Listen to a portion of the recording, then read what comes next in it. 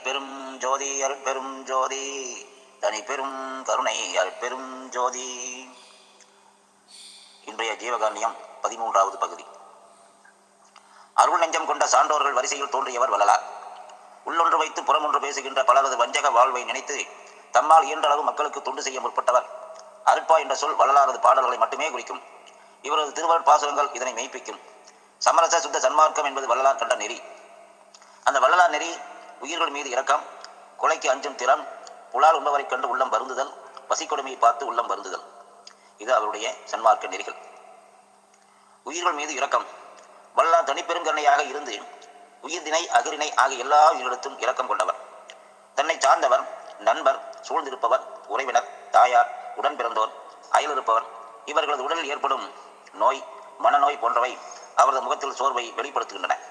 இவற்றை கண்டபோது என் உள்ளம் கலங்கியது என்று குறிப்பிடுகின்றார்கள். இந்நில உலகில் வாழ்கின்ற மக்கள் தங்கள் வாழ்வில் ஏற்பட்டதை பற்றி வருந்தி உரைத்ததை கேட்ட வள்ளலார், தரைத்தளத்து என்ற வாழ்க்கையில் வறுமை சங்கட பாலியலால் வருந்தி நரைத்தவர், இளைஞர் முதலினோர், ஏனையோர் நண்பன் என்ற அவரவர் குறைகள் உழைத்த போதெல்லாம் நடுங்கி என் உள்ளம் உடைந்தது உன் குலம் அறியாதோ என்று உள்ளம் கலங்குகின்றார். நிலத்தில் நெடுந்தூரம் நடந்து வந்ததால் ஏற்பட்ட துன்பத்தை பிறர் நினைத்து வருந்தி சொல்லும் போது அவர் கண்களில் நீர் சொரிந்தது. அதனை கண்டு நானும் மனம் வருந்தியதால் என்னுடைய கண்களிலிருந்தும் கண்ணீர் சொரிந்தது. ஒருவர் என் அருகில் வந்து அயர்வினால் உரைத்த குரலில் அழைத்த போது நான் திடுக்கிட்டு போனேன். மேலும் என் மனதில் பல்வேறு நினைப்புகள் வந்து ஊடாடி இவருக்கு என்ன தீமை உண்டானதோ என்று மனம் கலங்கி ஏன் இவ்வாறு உள்ளீர் என்று கேட்கக்கூட மறந்துவிட்டேன் என்கிறார்.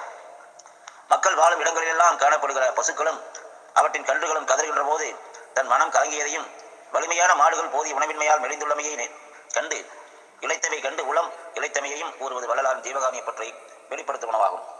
மழையின்மையினாலும் வெயிலின் கொடுமையாலும் பயிர்கள் வாடி உழந்ததை கண்ட வள்ளலார் உள்ளம் வருந்தி இயல்பை வாடிய பயிரை கண்ட போதெல்லாம் வாடினேன் என்றார்.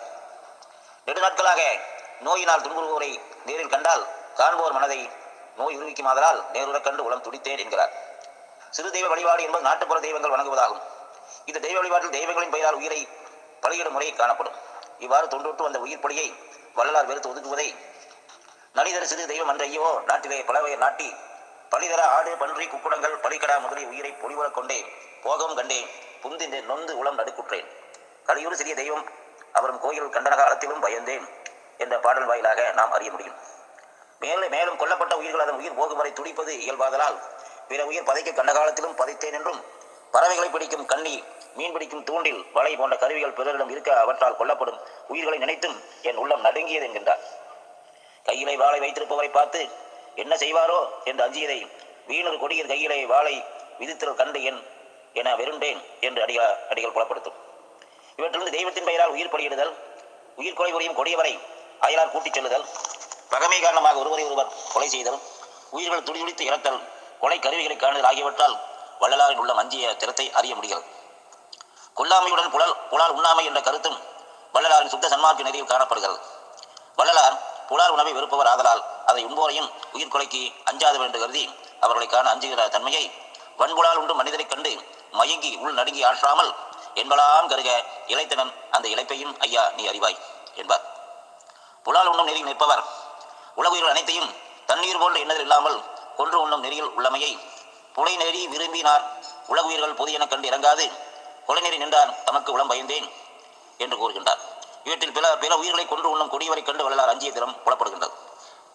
பசி கொடுமையால் வாடுபவரது பசியை போக்குவதே சன்மார்க்க நெறிகளில் தலை சிறந்தது என்ற எண்ணம் கொண்டவர் வள்ளலார். வறியவர்களுக்கு பசி தீ என்னும் கொடுமையை வாட்டுவதால் வீடுதோறும் சென்று சிறிது உணவை பெற்று உண்கின்றனர். அவ்வுணவு தமது வயிற்றிற்கு போதாமையால் வருந்துகின்றனர். அவ்வறியவர்களை பார்த்து பசியினால் இழைத்தே வீடுதோர் அறிந்தும் பசியராத அயர்ந்த வெற்றரை கண்டு உளம் பதைத்தேன் என்கிறார் வள்ளலார். இதனால் பசி கொடுமையால் வாடுவோர் போதிய உணவில்லாமல் வருந்தியதைக் கண்டு வள்ளலார் உள்ளம் வருந்திய திறம் புலனாகும். நன்றி, வணக்கம்.